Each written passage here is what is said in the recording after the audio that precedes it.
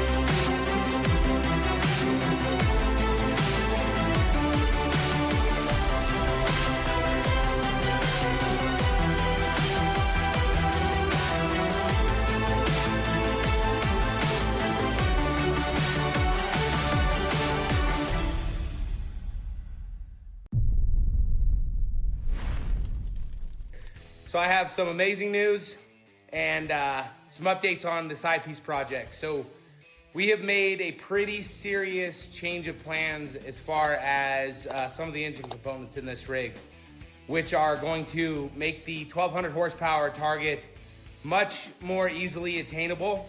Let's just say there's some additional fueling that we're gonna be adding to the mix. Yeah, we're having a lot of fun. Finally got the block back from industrial. It is that time to start building it up. This is honestly my favorite part, is when they start putting engines and stuff together. Like body work and all that, it's a necessary evil when you're building cars, but I'm all about building horsepower, so I definitely prefer when the engine's back from the machine shop and you get to play with it. The greatest thing is when you finish an engine and you're like at the end, you're about to put the head on, it's like, yeah, victory! And you gotta do those last measurements, and then the last measurements tell you that you get to take the engine all the way apart again. It is the best thing that you can ever have happen to you. So we had the short block all done. I was so excited, great ambitious goals of getting this thing in this truck this weekend. I was measuring my piston protrusion, kind of the last step in engine building, and my piston protrusion wasn't protruding. It was in the hole. It looks like this block was in such good shape they didn't really deck anything off. So we have like no protrusion, which makes no sense to me. So instead of having piston protrusion of 20 thousandths, 25 thousandths, I had piston recession of like 55 thousandths. So we are 80 thousandths off of where we needed to be. 80 thousandths, for those of you that are not Cummins folk, is the exact amount different compression height for a 5.9 setup versus a 6.7 setup. I need your guys' input. Right. I have two options. Option one is use the boost line rods that Deb's going to get. And that'll fit your block. Everything that you have going on. Both will fit. Both scenarios fit fine. So the question is, I can use the rods I have, which are proven over 3,000 horsepower. No one's ever broken. They're like breakthrough. So I can use those rods with 5.9 crank that I have, and have what would likely be bomb-proof setup, but less displacement, so the spool turbo's a little slower. So I think I'm just gonna do it. Deb's gonna be a little pissed off that she went up to get those rods and do the beam. And if he says anything, I'm gonna be like, you guys told me to. Hey, it wasn't on camera. I'm gonna say the boys came over and gave me that advice. How many monkeys does it take to All of them. get an engine apart? So I got a set of used Carrillo rods from a truck puller up in Idaho. I was thinking maybe he had built himself a 6.4. It's really common in the truck pulling world because they do really, really well with high RPM. It's actually what we were considering doing at the very beginning of this build. So I was like, oh shit. I think what happened is he didn't even think about telling me, but he gave me the 80 thousandth shorter rods. So I'm like, okay, well, no big deal. I'm like, well, it's probably a 6.4 set. Hey, I'm gonna run a 6.4 anyways. I've got a 5.9 crank. Let's slap that together. So I tore the engine down. Mind you, we're late in the evening, very late at night already.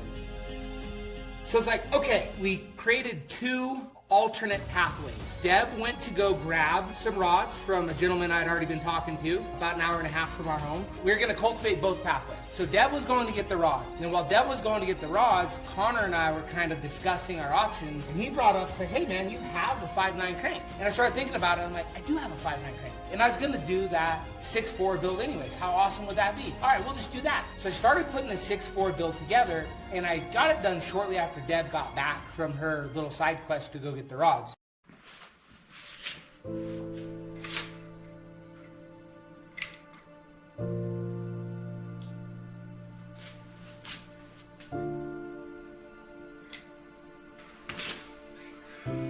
We had the 5.9 crank, our assumed shorter rods, and we're still 80 thousandths off of where we need to be. At this point, I'm like, WTF, what's going on? Mind you, this is at 1, 2 in the morning. My brain is not fully functioning, and I'm trying to think through what it could be. My thought was somehow, I don't know how, but somehow this was a 6.7 crank, and actually this was a 6.7 crank as well. Why it would have been a 6.7 crank and a 5.9 motor, I don't know. Maybe the farmer swapped it. It was late at night, I wasn't thinking clearly. However, I was like, well, if they're both a 6.7 crank, and we tried shorter rods in both, we're just gonna use the known standard length rod, and it was the 5.9 crank, which we thought was a 6.7 crank, so it wouldn't have mattered, they were the same crank. And lo and behold, at 3:30 in the morning, we find out we're still off by 80,000.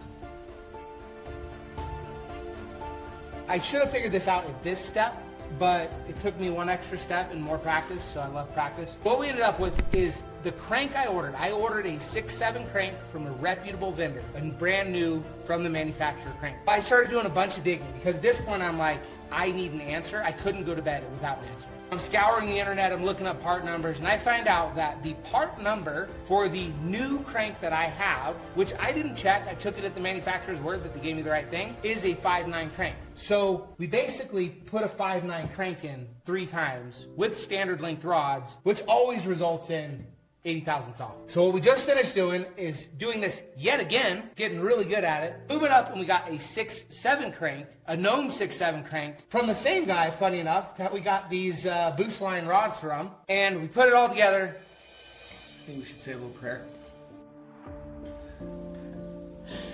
I think this is time number 4, reassembling it. I spent all day putting everything together, and now we're about to find out, is it right? Or am I just crazy? So what we want to see is this piston coming up above the deck height here. Hell yeah! Oh my goodness. I'm not crazy. So that just proves that we had a 259 cranks to beat. So all of this to say, make sure that you get the right parts. Unfortunately, looking visually, you'll never be able to look at a 5.9 or 6.7 crank and be like, oh yeah, that's absolutely a 5.9 crank. It's 80 thousandths difference. You can't see that with the naked eye. And yes, I could have looked at that part number. I don't know too many people that Google the part numbers of everything that comes in to make sure it's what they look. So my bad, I made an assumption. It cost me an extra day of work. I've been at this probably 16, 18 hours now. Yeah, you think it's going to go in the chassis? That is my goal. I said I'd have it done today. Had a pretty major extra setback, but put in some extra hours, and here we are. 3 a.m. Mountain Standard Time. Look at that, guys. Oh my God! I will say, I had a rough weekend, Very rough. but we got there in the end. And most important thing is that beautiful thing is now in its home. I still got a whole bunch of little odds and ends to do. Building the engine's one part of this whole thing. Getting it all buttoned up where you can actually run it is something totally different. So we pretty much left this thing off, put it in the frame. It's all buttoned up, it's sealed outside of a valve cover. And that's because I was waiting on my injectors, which I picked up today. But you can see, I mean, it's pretty much complete at this point. Looks pretty. The color scheme, like, one of those things, you know, you put a color scheme together in your head and you don't know how it's going to work. But now seeing it all in the engine bay, I'm definitely happy about it. Literally the best of the best. So this exact transmission has held up to, I think Randy's done 3,300 with it. And then when he blew up his truck last year at Beasts in the Mountains, he did 2,700 and the transmission was perfectly fine. So I'm just gonna say, I have faith that this thing will hold everything I'm gonna do. All right, made a little bit of progress tonight. So the torque converter is tightened up. So this is actually finally mounted. Torque converter is torqued. Transmission and transfer case are in and tight. I got my rear drive shaft hoop in, rear drive shaft in. Got both the front drive shaft hoops in. So we got one here on the rear. When we go forward, we have this guy. That should keep us protected if the drive shaft breaks, so it doesn't go up into the cab. Obviously the drive shaft's in. So not a ton of progress tonight, but we just got something done. Thanks for hanging out with us, guys. We appreciate your time watching our videos. If you learned anything from this or you're just enjoying the content, we'd appreciate a like and subscribe. Every little bit helps. And if you have any questions, don't forget to leave them down below. I'm happy to answer all the comments you guys have or any questions you might have. Well, I need you outside because I can't be outside to see where this thing's pointed down at. No, you look at the front of it. You can see it. But we're gonna have to mount the dash before we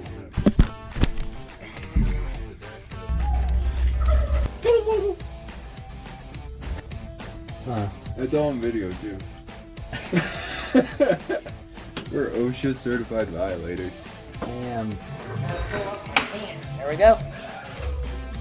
Speed Demon, fuel your passion, seem like a good idea. Risk it for the biscuit. Storm Cloud and send it. Love it. Just for you, bot. There we go. Ah. Just for you, Austin.